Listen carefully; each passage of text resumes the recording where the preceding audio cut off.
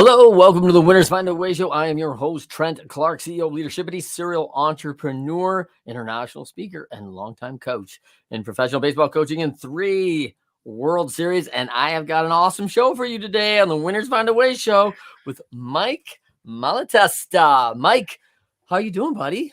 I am doing great, Trent. Thanks for having me on your great show, man. That's cool. I'm excited. You came referred to me from a couple of good friends, so it's so awesome. Meeting new people and longtime YPOer. And so, yeah, for people who don't know that, that's the Young Presidents Organization. It is a group of 1%ers in this world. And if you don't know some YPOers, I recommend you get to know some. And we're going to meet one today, so it's going to be awesome. Mike, let's talk a little bit about hey, where do they find you? Well, best place to find me, Trent, is at my website, which is my name, Mike Malatesta, Malatesta.com. And if you go there, you can find out all about me. You can find out about my book, my podcast, my blog, everything there is. So you can find me there. I'm also active on LinkedIn. Just you look up my name, Mike Malatesta, there, and feel free to connect with me there. Shoot me a message, whatever. That's awesome. For everyone joining the show first time, welcome. So fun to have you here with the Winners Find a Way show. The show is all about overcoming. We talk a lot about the challenges that 1%ers face along the way. Contrary to popular belief, it is not a smooth paved road all the time, right? And so if you've ever faced stiff adversity, felt like the losses are mounting and you need to find a better way, whether you are an entrepreneur, athlete, founder, directing a company, or just looking to start your journey to being elite, like I think you have come to the right place. This is where it all starts. And we have a perfect podcast for you with 1%ers who tell their tales. And they are winners that find a way to win. And we're going to talk about that. And no different here with my man, Mike. Let's talk about your background, Mike. I want you to tell the story a little bit about how it all started, but I'm going to give you a couple of highlights real quick. Longtime entrepreneur, started Advanced Waste Services way back in the early 90s, bought and then sold that off. And then you had ERC Midwest LLC. You've got Rock Island Capital. You just wrote a book called OWNERSHIFT. You can see back up there next to your trophy up there with, your book on the shelf. Yep. And if you have not heard that, listen, this is give us that subtitle on ownership. I love this subtitle. Yeah, it's How Getting Selfish Got Me Unstuck. Ooh, and that's so contrary to everybody. Everybody's like, servant leader. Like, hey, serve everybody. Like, hey, man, I got to take care of me. Like, so I can't wait to dive into this. It's going to be so great. And then, of course, you have your podcast. How Did It Happen, right? Yep. Mm-hmm. Yeah, How Did It Happen podcast. It's, on that podcast, I basically dig deep into stories of success. And my hope is that by doing so, I expose sort of not the secrets, but the clues, the clues to how these people got where they are. Because a lot of times you look at someone where they are and you think, oh, they must have always been there. Not true. Yeah, they were like you at just some point. And something happened to them, or someone happened to them, or they made something happen. And I try to get to that so that I can inspire, activate, and maximize the greatness in everyone that's listening. Love it, man. It's like, are you a part of the Brepic network? Not yet. Not yet. Okay, you're gonna be. You and Justin Breen speaking language. So, how about one thing that most people in this world don't know about you, Mike? Well, we were talking about this a little bit before we went live, but we were talking about how boxing is, the footwork in boxing is kind of like dance footwork as opposed to like traditional football footwork, for example. Yeah. Like I went into boxing with football footwork and my coach was like, what are you doing? Like, that's the way it's supposed to be. You push off of the foot. But anyway, as we were talking about that, it reminded me that my wife would love for me to be a dancer. She would love, and we actually went to dance class for over a year, Trent. Nice. And we learned the foxtrot and the tango and all this stuff. And I could never figure out how to put those dance steps to real music that you hear at a wedding or something. Sure. And so I kind of just gave up on it. Mhm. And but I don't think anyone knows besides my wife and maybe a couple of people that I actually went and spent a year trying to improve myself as a dancer. And and I would still like to do it. And she's good. I hope she's not listening because she's going to make me do it if I say this. So, Yeah. I'll but, forward her the show. It's fun. yeah, thank you. It's probably what needs to be done. Yeah. Really, that's probably what needs to be done. But it's so, it's one of those things like when you see people that can dance well, you're always thinking, wow, you may not say it out loud, but you're thinking, wow, I wish I could do that. Yeah. And the reality is you can. and, Right. and yeah, so that's one thing that not many people know about me, that I did that and then I stopped, and I Yeah. should get back to it. You took up boxing at what age? 53. Nice. So what are you thinking Yeah. about? You thinking about like getting Tyson out of like retirement for a comeback? You want a little shot at the title? Yeah, I'm kind of aiming a little higher than that. Oh, nice. Nice. Higher than that. Oh yeah, good. You don't even like your teeth. I mean, you're a good looking dude, Mike. I don't know what you were gunning for, but like, I am. The reality is, I'm into this for a new skill set and to challenge myself every day. And I will tell you that boxing will challenge you every training, every workout. It's a challenge, but a good one. And I was telling you earlier too, Trent, that the mind, like, I don't just get out of there and my muscles are tired. My brain is tired because there's so many things you got to think about to avoid getting hit. Yeah. It is a spectrum of like most good sports, right? Physical, emotional, and mental training all the time, right? Yeah. And what I think a lot of people do is like they kind of omit one and often two, but like they really omit one often. And like, I am physically fit and I'm mentally strong. And then emotionally they lose it all the time in the middle of stuff. And you're like, hey, how about a little poise here? Like any poise would be good, right? Or the opposite, like, hey, great poise, great mental, but those two came up and the physical's still way down. And you're like, well, I've got all the attributes. I just physically can't compete with anyone. I'm getting my butt kicked. Right? You're like, hey man, it's got to come up. And I've seen other people that, man, they just really have that maturity, that physical side of it. But the mentality they don't have. They just don't think the game. It's coming too quick. And it takes a long time. And some people are so quick to adapting, and adaptability probably one of the greatest skills right now that we're all in search of, right? And we can talk a little bit about that because that's always a good one. But it is something I see a lot, and I often see at least one of those missing in even good athletes, but great athletes do not have those missing. It's kind of funny when you were kind of going like this. It reminded me of for me, and at this point in my life, boxing is sort of like learning a new language where I still have to translate in my mind before I can act, before I can say the words. So, too late. Right. Yeah. That's too late. Right. So yeah. I'm still in that phase where I have to, where it's not fluent. I'm not fluent yet, but I'm working towards it. Well, one of the things we talk about is confidence comes from prep and reps, right? So preparation and repetition. And when you start at 53, you don't have the repetitions, right? You can get prepared. You can physically, hey, this is what I'm going to do. Emotionally, you've got a lot of preparation on that because you've had cross training in that your whole life, from your businesses, your marriage, all these things that you've done. Physically, probably playing from behind at 53. We're not at our best, right? We're not 27. I still think I'm 27, so I'm writing checks my body can't cash, right? And so then there's that, hey, how do we get the reps? And that reps, and those reps matter because that what gets you to that that elusiveness, that certainly the anticipation of what's about to happen and being able to anticipate and move ahead. And we've seen this in business, right, Mike? Like, talk to me a little bit about the difference of when you've seen people in reactive mode versus proactive mode and how good they are in either one.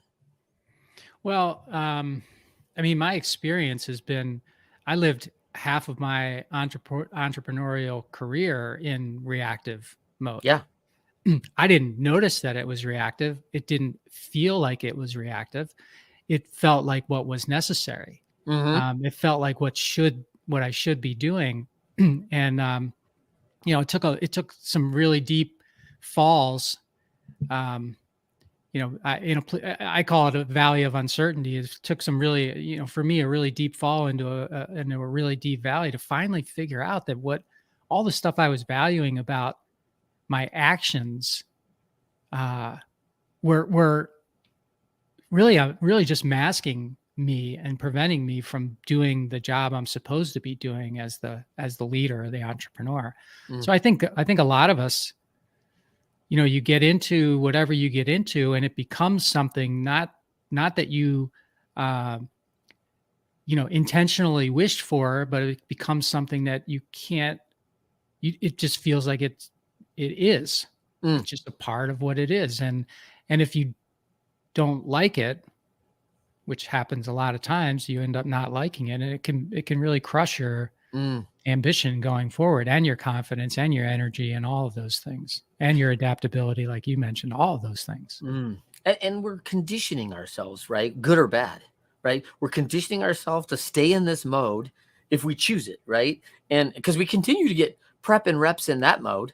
And so if I'm going to have to change something, I may have to reprogram something. I may have to do something different in a different way, or else, we're back to, hey, I'm going to keep doing it the exact same way. I'd really like a different result, but I don't want to change anything. So I was like, I don't know how that's going to work out. Right.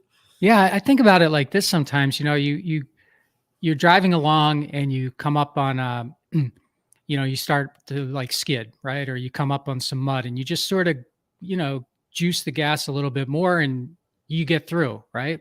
Yeah. And so you learn that that's how I get through. Right? When something gets, when I get into some obstacle, I just push a little harder to get through. Yeah.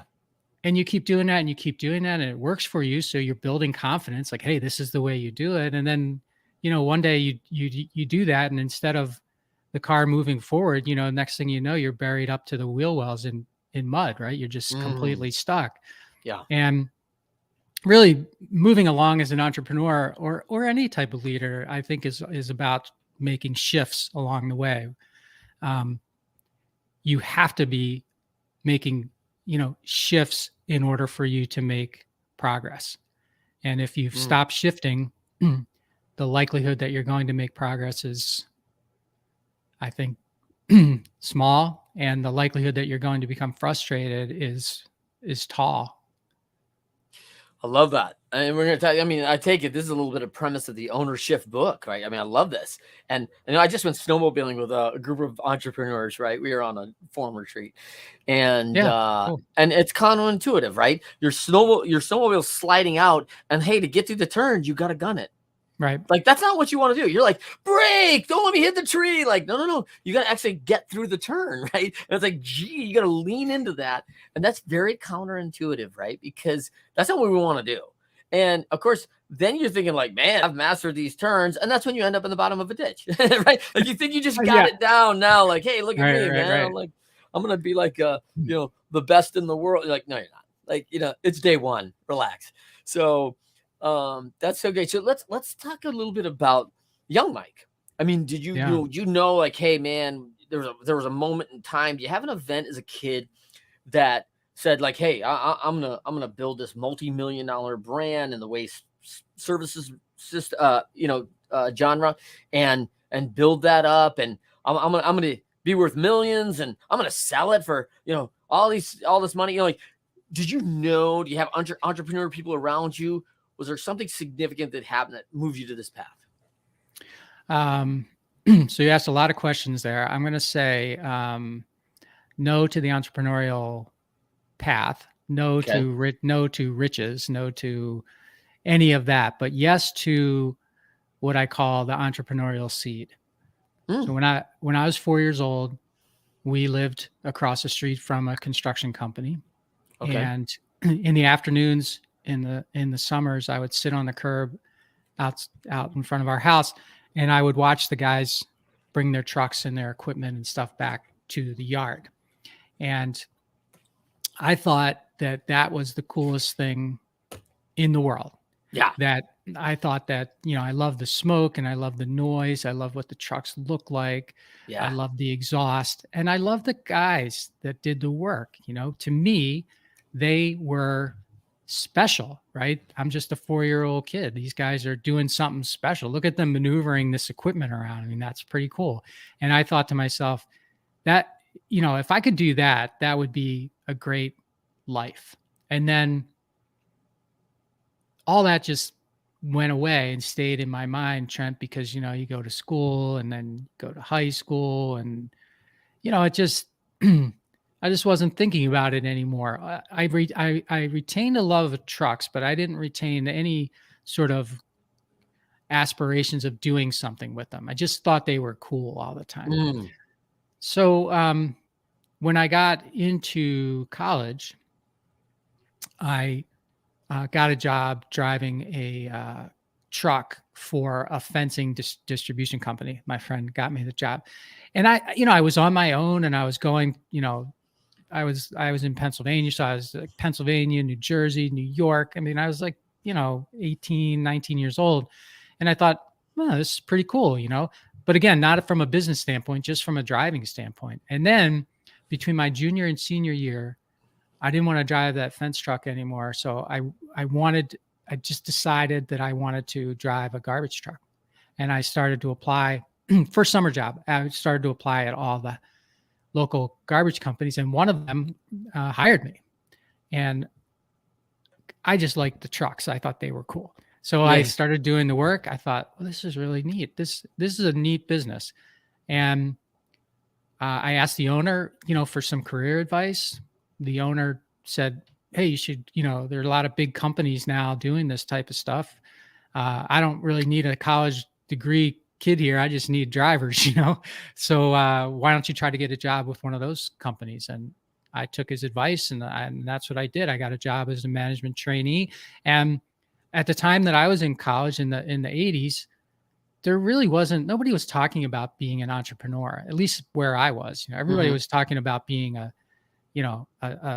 doctor or a lawyer or, working on Wall Street or doing something like that. And none of that appealed to me. And I probably didn't have the smarts for it either. But I did think, well, I'll get a job. That's what people do. I'll get a job and I'll move up and I'll just, make a career out of something. And that's the path that I took. Yeah. That's awesome. And then, and do you think that voice drowned out because, of our society, right? Every teacher's going, hey, you're going to be successful. You got to go to college and you got to get a good job. And, that was the mantra of our era when we were kids. Everybody was saying it. And there was some value that it was actually consistent. Our parents' friends were saying it. Our parents were saying it. Our coaches were saying it. Our teachers were saying it. Where now kids are hearing everything different from every different adult they ever talk to. Like, you'll be a YouTube star. You'll be you don't need college at all. It's too expensive now. And, they hear something different. And I can understand why they're confused, right? yeah, But sure. do you think that was one of the things that kind of moved you off that focus? I think so. I think that and just in my neighborhood, there were no models like that. There were people who own their own companies. I've got that in quotes, but it was like the guy who did concrete work, like did sidewalks and stuff. Well, he owned his own company, but it was like him and another person, and they would just bust their ass all day, right? Yeah. So I didn't have any I guess I didn't have any influences, I suppose, that, showing me or leading me or whatever. So I just and in college didn't help. So I think, it was like prepare yourself for a career, right? And get a career and, do good and make some money and raise a family and, retire. And that's what life is. Right? Yeah. So that's what I did. Well, I want to talk about a little bit like more your adult, right? This impact pivot point for you that changes. I love the quote, winners when shown data that they are losing, find a way to win. Mm-hmm. Right. It's from Chris McChesney and Sean Covey on the 4 Disciplines of Execution book. And talk a little bit about that young background. You're this young man coming out of college. You're going to set this thing on fire. You're going to take this new job across the country, you know, move your wife across and go Yep. kick some butt. And, you know, before no time, they will see your leadership expertise and you'll be running the joint, right? That's right. That's going Yeah. to happen because you're a world beater, right? And this is what we're thinking in our mind. And I don't want to think about what you were thinking, but tell me what's going through you as this go and talk about that story. Yeah. Well, I got hired as a management trainee for a large waste company, and I got sent out to Detroit. I grew up in Philadelphia, so I moved to Detroit.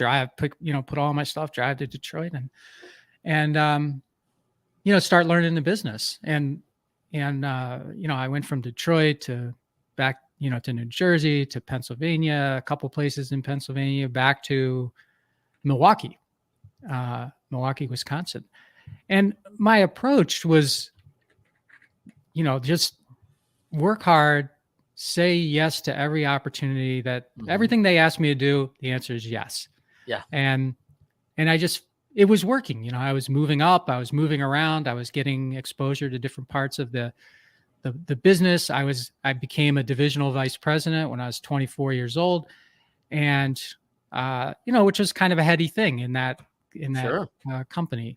And I thought, like you said, I was thinking, well, I'm probably going to be here for life. And one day, maybe I'll just end up running this place. Wouldn't that be cool?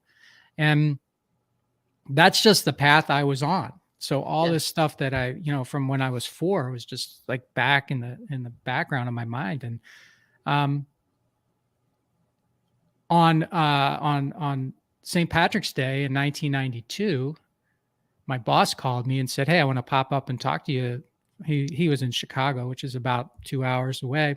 "Hey, I want to pop up this afternoon and talk to you." I said, "Sure, I'll be here. Come on up." And he came up, and instead of, giving me another promotion, he told me that I was fired.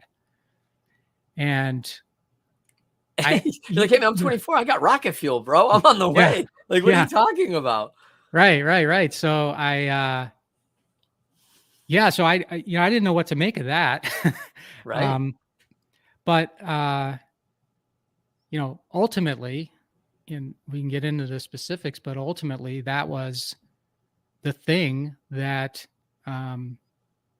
led to this little seed that had been planted in me back when I was 4 years old, finally being fertilized and cared for in such a way that it, sprouted. And I ended up starting a company. And, from there, I learned how to be an entrepreneur, because I had no idea what being an entrepreneur was. I was just sort of like, "Hey, you're going to start a company and be a businessman," So yeah, that's how that came about. So quite accidentally. If that hadn't occurred, I don't know that I ever would have started a company, because I don't know, convergence of time and opportunity and risk profile and all of those things just matched up for me. Yeah. So, at the time, is it fair to say you didn't think it was a good thing? This didn't come off like, "Oh, hey, I'm awesome and I'm so good that they're letting me go." Confidence can't be high. Absolutely horrible for me. I was full of shame. I thought, how could this possibly happen? And my immediate reaction was, well, I'll show them. I'm going to go get another job, and I'm with another company, and I'm going to prove how great I am. And that's what I did at first. So like a month later, I had a new job with another waste company. And I was like, yeah, this is going to be awesome. And unfortunately at the time, I started working for them. And the guy who hired me, who was the entrepreneur who owned the business, and I thought I would be working with him. Instead, I was working with his, right-hand man, I've got a chapter in the book that I call that's called Don the Dick, because he was just the biggest dick to me, just a real jerk. And from the very first day, and within 30 days, I just couldn't take it anymore, and I quit. Which, so for me, in thinking like I was thinking at the time, I get fired from this job, so that's horrible. Then I take another job, and then I quit that job, all within the span of like 2 months. And I'm thinking, what? I thought I could do everything right. Now I can't do anything right. So my confidence was very low, and I just was really in a, not the worst place that I've ever been in my life, but I was in a bad place. I didn't know what to do. And fortunately, a guy who ironically had been a farmer all of his life, came into my life and said, "Hey, why don't we start a business together?" And I said, "That sounds good." And, he ended up being the one who germinated that entrepreneurial seed within me. And, and from there it went all kinds of places. Well, it's funny that you say it because, one, I love this story of waste management because, I used to be an owner in 1-800-GOT-JUNK. I used to own a franchise in Oh, Phoenix. So, okay. I think, I don't think I knew that. No. yeah, I So was like the 10th I, or 11th franchisee in that whole, and I think they now got 280 or something. Right? yeah. So it was early on with Brian and Scudamore, who's the founder there. And, it's interesting because you say this person who's kind of an unlikely person, but, as I've worked through business and met some serious ranchers, some serious people that have held out like in the plains of America and Iowa and Nebraska, like farmers are kind of the original entrepreneurs, right? Like oh my gosh, they're in business. Like, listen, I work the land and the land pays us and we survive off the land, and it is checks and balances and all things. If we produce enough crop, we're going to have enough money and things are going to be good. If we don't, we won't. Yeah. And it's like, holy cow, wait a minute. If you don't, what do you mean? Like, you won't have enough? Like, will the kids eat? Maybe. And you're like, whoa. Like, it's kind of do or die. And so, you want to talk about the ultimate no plan B entrepreneur. I start with a farmer or a rancher who's got to do these things, and like, this is how it's got to go. So I got to think these lessons for you are just invaluable with this guy as a mentor. I'm so glad you brought that up, because so farmers have no one to delegate to. So these, all the people that are out there saying, well, you got to learn to delegate. Well, farmers, they don't delegate. Something breaks, they got to fix it. Something needs to be done, they got to do it. The crops and the animals don't wait for anybody, right? They are 100% needy all the time. Reliant. Yeah. So yes, Butch could. What was so amazing about Butch was not only how smart he was, but how he could look at anything and just figure out how to fix it. Right. And me, I was like, I could operate. I was one of those guys. I can operate all kinds of stuff, but when it comes to actually fixing something or making something, I can draw stuff up, but I can't. It's not my thing to actually do it. So we made a really good pair that way. By the way, funny story about Brian. I had him on my podcast a while ago. Oh, you did? Yeah. Yeah. That's awesome. And he was telling me this is a Brian, the waste connection here. He was saying, people have been trying to buy me for all long time. He was saying that he's like, one day I these guys from Waste Management want to take me fishing, and we get out there in this fishing boat and I'm looking around. I'm like, well, wait a second. It's just me and these guys from Waste Management. And he's thinking back to, the the Sopranos. He's looking for the cement shoes. Like, wait a minute, wait a minute, what's gonna happen? He's like, what did I agree to here? Yeah, right. Anyway, by the way, the waste business isn't like that. People, it's one of the best. The people in the waste business, in my experience, have been some of the greatest people I've ever met. But just a funny side story to go along with your 1-800-GOT-JUNK. Yeah, I appreciate that. And, I look at like a guy like Wayne Huizenga, right? Yeah. And I mean, Wayne's a pretty smart guy, right? And at one point he has 3 Fortune 500 brands, right? I mean, like no dummy. And, Waste Management was just one of his systems, right? And so it's like, whoa, this guy, right? And so, just a guy who got stuff done. I admired him. Just a Dutch guy from Chicago. Yeah, and I admired him from afar. When I was in pro ball, we lost to his team in '97. I was with the Cleveland Indians and Dick Jacobs, who was a great entrepreneur, and then of course Wayne owned the Florida Marlins, Right. and it was like, wow, so it was kind of cool. Really as an entrepreneurial guy, as I was walking through this audit of excellence on teams and competing and all these things. Meanwhile, the dynamic of the owners was a whole new thing because you also had these world beaters of business that were also auditing excellence in their own way, right? I wasn't thinking, P&Ls and marketing reports. I'm thinking, team members, how do we get good staff? How do we create value, right? How do we maximize contribution? They're like going, huh? Because you know what I'm thinking, Trent? Team members, how to maximize value, contribution. I'm like, Oh, yeah. really? Like, do you guys have to do that in waste management? Do you guys have to do that in real estate? And they're like, of course. Of course. Yeah. Yeah. Every And so, business has to do that. Right. right. Hmm. So what do you think, like, as you work through that, if you look back at now in those 20s and, you're on this rocket fuel track, and obviously Butch saw something in you that he wanted to be a part of, and felt, you guys do well together, which sounds like you did. What do you think the superpower is that separates you from others, kind of catapults you to the 1%?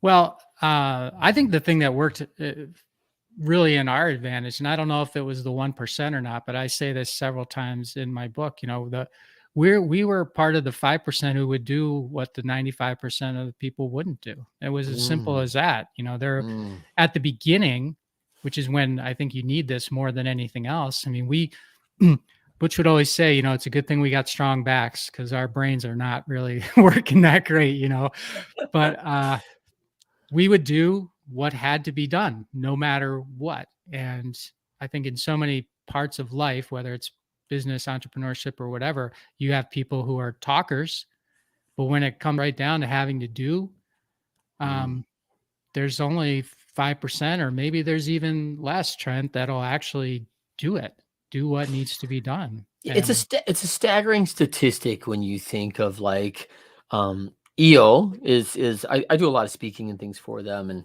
yeah, 3.4% of all businesses in North America make $1 million or more top line revenue. in revenue. Okay. Yeah. And you're like, holy cow, like, for anyone who's done that, like, hey, that's it's a real hump to get over. And I really honor that and respect that. Mm-hmm. But you and I both know no one's getting rich on $1 million in top line revenue. Like, it's No, a hard grind. Like, you're making a living. You probably have a decent life on that. But, like, you're not sitting there going, you know what? I'm going to get on my yacht in the Keys. Like, no, you're not.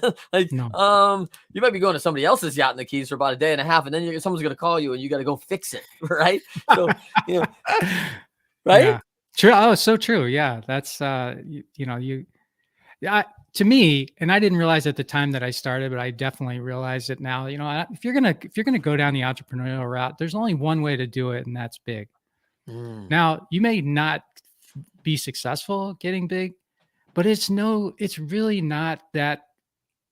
At least this is my viewpoint, Trent. It's really not that exciting to be successful being small. mm, It's because, that's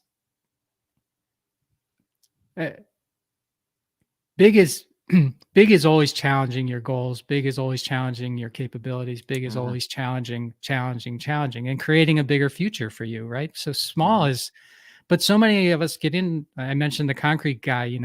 They get into a business because they want freedom, right? And then they Yeah, don't get any freedom. They yeah. get freedom from not having a boss to answer to, but That's one sometimes, freedom. yeah, and it is, especially if that unlocks some real potential in you. But if it doesn't, then maybe you're just better off. Like you, you're your own boss. You got to answer to now. It's no Yeah. different. So big is what I believe. Go Right, and big, it may not man. be a freedom of time, right? Because as you see any sole proprietor, I've been there Yeah. where, you're just busting tail to make it every month, and you're going on this monthly run, and you're like going, wow, it was a great month. I don't know if I can repeat it because I don't know if I can keep up this pace of 62 hours of work. I'd like to go see my kids' ball game. I'd like to go see the swim meet. But this thing's calling me, and if I don't do something different, I'm just going to keep on this treadmill this little hamster wheel, right? And I'm going to Right. keep running this thing for a long time. So I like this because I would equate this. Scott Spezio says this to me all the time, and it pisses me off because Scott's a great athlete. He played in the major leagues a long time. Okay. And he's like, it's easy to get to the major leagues. It's hard to stay. Hmm. And I'm like, well, first of all, bro, it's not easy. Right? Like, let's just, like stop that right now. Like, because again, we're at this $1 million. Hey, it's not easy. 3.4%. Like, not everybody makes it. And we know the staggering statistics on a company that's sustainable after 5 years is very low. Right. Yeah, sure. So it's not easy. Okay. So let's recognize that right now. Okay. But like the idea that you're going to go big and sustain that job opportunities for many and do that over time, man, that's serious challenge. But with it, as you hire these team members around you, nobody does it alone. Nothing good is done alone, right? Nothing Right? great. Yeah. That's good. So if you knowing what you know now, would you have done anything differently?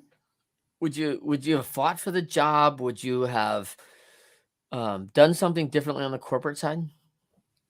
Well, on the corporate side, I did fight for the job. Like I was trying to get rehired while I was going through this thing with Don, and Yeah.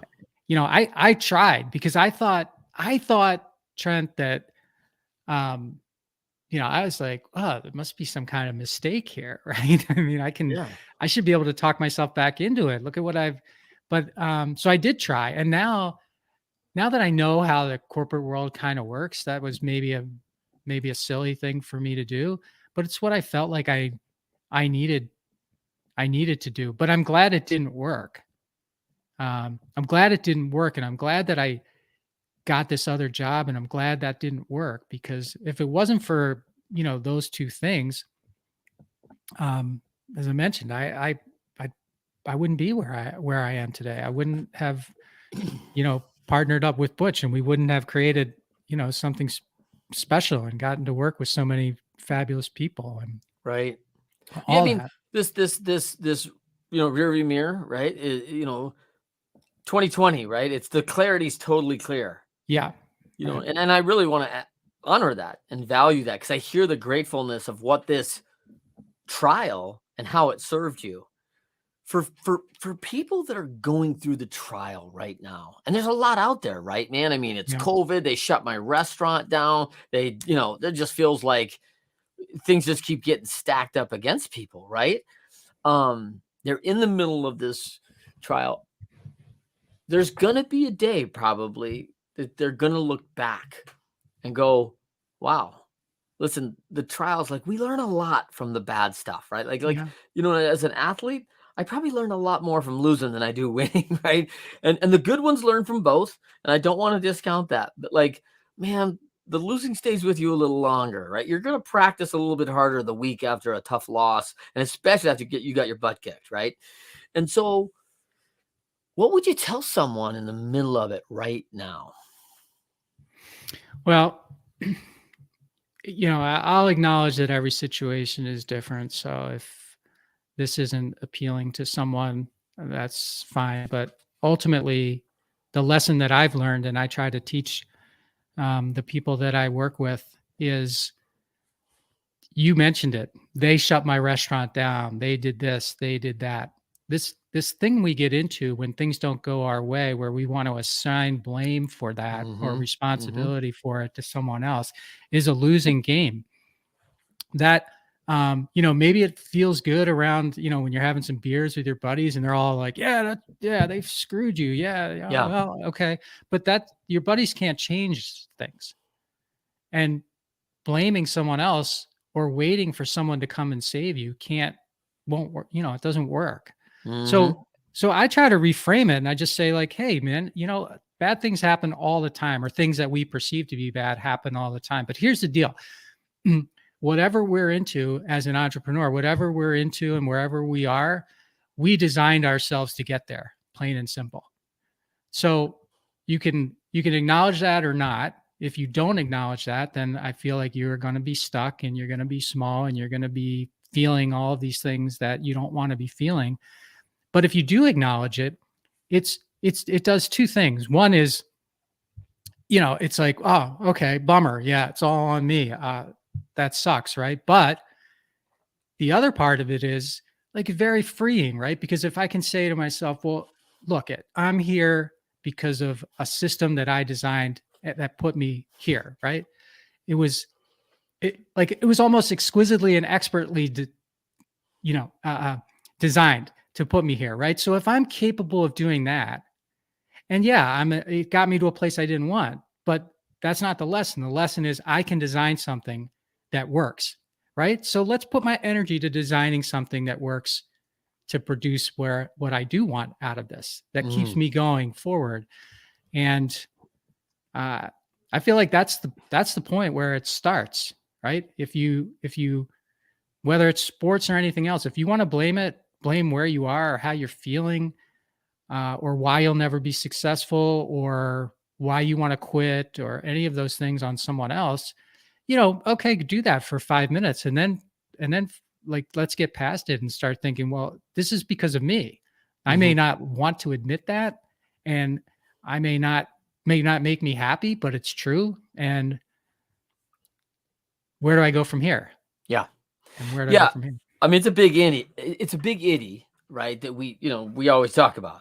And what I hear, it's responsibility, right? Like, you are the responsibility. I love the quote, you are responsible for your results, not anybody else. Like, you are responsible for your results. And when we talk about winners find a way, I often talk about the 4 behaviors of what losers do. And I watch for them in every organization I work for. I watch them for people. I train them to listen for them, because blame is number 1. It's a losing behavior. It's a victim mentality, and it's no ownership. It's not taking responsibility. So it doesn't serve anyone. So it's a losing behavior. 2 is, Right. right along the lines. It's excuses. I lost it in the sun, Mike. The glass was too small. I could have, what? Like, excuses. Another losing behavior. The third one is quitting. Oh, this is tough. I need to go get a job. Like, Mike expects too much from me. Like, wait, what? Yeah. Like, hold on. Like, how's that gonna work? And then the last one I call the Ostrich Method, right? Which is like, we're just ignoring the data that we're not losing. No.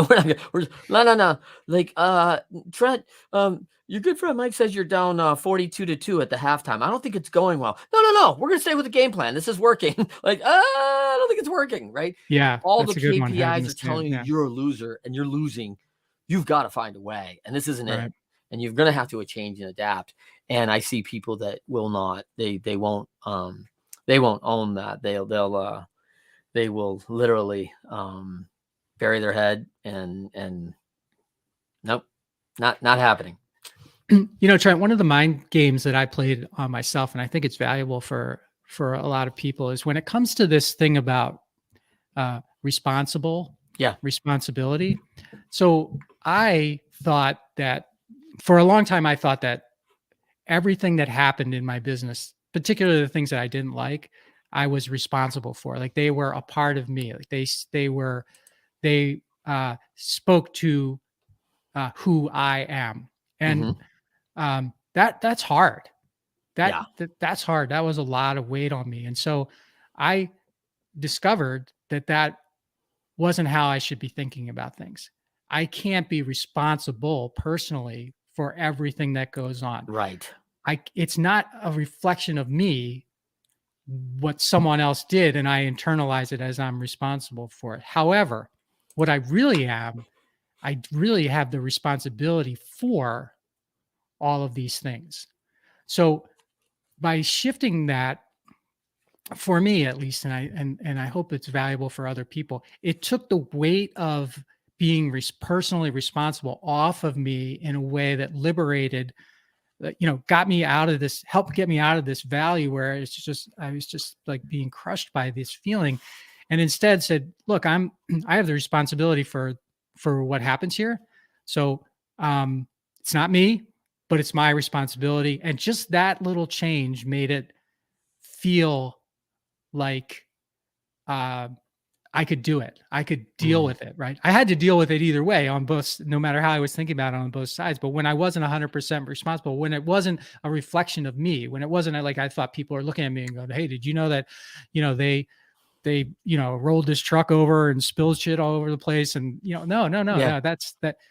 But I have the responsibility for dealing with that, so Yep. I'm accountable for it. So anyway, it's something that Is taken on. when you talk about, let's come to your book here a little bit for a minute. Yeah. Like ownership, right? Would you say shifting and reframing are interchangeable, or do you see those things as two kind of different things? Talk to me about Yeah. that. So what's great about it is I see shift as such a flexible word, right? Hmm. So first of all, I'll say that pivot is a very popular word right now, and Yes. I don't believe in pivots for the most part, because pivots, literal term, are just you either going around in a circle if you're a piece of machinery or something, or in a sports analogy, it's like you're trying to fake somebody out by having one foot stay still and the other one move. That's not movement, though. Shifting Mm. is really about movement, right? And you can move sideways, you can move forward, you can move backward. My belief is that the entrepreneurial journey and life in general requires shifts all the time. The question is, what's the right shift for you to be taking? Mm. So when I hear people say pivot, it's almost like an excuse, like I'm going to pivot because my idea sucked and now I'm going to do this. Well, you're not pivoting, you're shifting, right? Mm. And so yeah, I believe that shifts are mental, shifts are physical, like they're actual Yep. movement, Yep. and sometimes shifts are voluntary, and sometimes they're not voluntary. And if when you look at the cover of my book, the shift is italicized. It's almost like someone's got a chain on it, and you're pulling it because I don't want to shift on my own, but I have to shift. So I need a coach, or I need a mentor, or I need Yeah. some influence in my life that's saying, "Hey, Trent, you got to come this way, man." And it may not feel very good, but I tell you, once we get over here, it's going to feel a lot better for you, and we can Yeah. start to make some progress. Well, I think you kind of described. I mean, when they kind of told you you're this young man, rocket fuel on your way to, being a world beater at this company, I take it that's an involuntary shift, right? We have a lot of this in baseball where they kind of tell you you can't play anymore, and like give you that, hey, you'd make a nice coach talk, and like, oh. That's a job transitions. What's going on there? Like, you are shifting whether you want it or not. Like, no, Right, no, why don't right, you keep right. playing, paying me to play? Like, no, we won't. Yeah, That's the point. Like, you should start coaching other people. And so it's a bit of an involuntary that shift. is an involuntary shift, right? Yeah, Yeah. But as entrepreneurs, we can make shifts, voluntary shifts all the time, sure. and that's really the point of my book is, you know, let's let's let's get our heads around needing to shift. And when we're unable to shift, let's get some help. Let's figure out how to shift because Yeah. uh yeah. Do you equate that like to a car? Like if I'm sitting there and you're coaching me, right, Mike? And I'm sitting there going, "Hey man, I'm winding up at 7,000 RPMs. Like, can we go, 78 miles an hour in second?" And you're like, "You're kind Right. of winding it out, brother." Like, if you don't get a new gearbox, you're just gonna burn this one up, man. How you gonna do it? Yeah, I do equate it to that. And in fact, I getting back to my love of trucks and truck driving, what's Yes. interesting about a transmission, a manual transmission in a big truck is that you can't just shift it when you want into a gear like you can a car. In a car you put in the clutch, you can put it in any gear. A truck doesn't operate that way. It only goes into the gear where the RPMs match the gearing on that gear. And if you Yes. don't get it right, you're just going to grind. That's it. Yeah. You So hear it every once in a while in trucks. You hear oh them, yeah, right? yeah, you can hear it for sure. So yes, there is that shifting component to it as well. Love it. Well, let me ask you a couple audience questions. All right. Okay, sure. Um, what are some of the values that you're practicing and maybe even developed along the way that made you change the way you see things, kind of allowed you for this reframing, this shifting in your life to take place and change some perspectives? Yeah, I'll give you two. One is something I call fallacies. So I created stories about me that were based on my experiences, and my based on my interpretation of experiences that I had, and I didn't. I was telling myself as if they were true, Trent. And the reality was those stories were just my interpretations of what I experienced or witnessed or saw. So that when, I was looking at them as being bad stories, but they were really fallacies, where instead of me telling myself a good story about something, I told myself a bad story about it, and then I believed it. So I had to break that. And then the second thing was, I draw a distinction, like I do, between shift and pivot, between decisions and choices. And I look at decisions as being these things that, entrepreneurs make all the time. Decision. It's like the more decisions we make, the more value we have, the better we are, and the world loves us more. Is that true? No, it's not true. Because choices are the things that you make that really make the difference, that get you flying above your business as opposed to being stuck in your business. And so when I discovered that, I said, oh, okay. So really what I need to be doing is making more choices, because choices take time. They take introspection. They take self-reflection. They take planning. They take all of these things. And so, those are two things that definitely significantly and positively impacted me. That's awesome. I mean, that's really good advice, because we hear this all the time, right? People are making 50,000 decisions if you're the CEO of a company every day, right? And we can talk about everything, right? Like from the time of what socks you're going to wear, and it just starts right from the beginning. It's just decision. And it's crazy to think that if you have to make 50,000 decisions, you're not making everyone right. Like you're just not making the right decisions all the time. Now, our hope is that the decision that, hey, let's say, man, the 1%, by the way, is 500, right? The 1% of the decisions that I'm off on are, hey, I picked the wrong socks. Hey, I should have used a different pen. Hey, I drank the wrong coffee today. Like something that's not like, oh, I lost my best customer. Like not the worst decisions I could make, right? But so you kind of reframe this with choices, which I think is really valuable. I love Rick Pitino's book. He's the longtime basketball coach, Providence, Louisville, Kentucky, and Boston Celtics. And Rick has a book called Success is a Choice. You're making them all the time, and you should get really good at making good choices. And so he dives into how do you make a good choice, right? And really breaks that down. And I love that. I think that's a great audit of excellence right there. I like it too. I haven't read the book. I'll have to pick that up. All right, nice. All right. So let's best and worst part of your entrepreneurial journey. Well, the worst part was when Butch passed away. So he in 2003 he was burned really badly in a fire at one of our plants, and 3 days later he passed away. So by far that was the worst worst thing thing that I ever had to deal with. I'm sorry to hear that. That's awful. Tough. Yeah. And the best, I think, I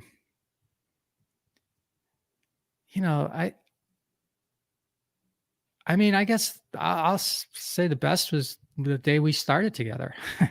Yeah. I mean, none of this I wouldn't be talking to you. None of this would be possible if he and I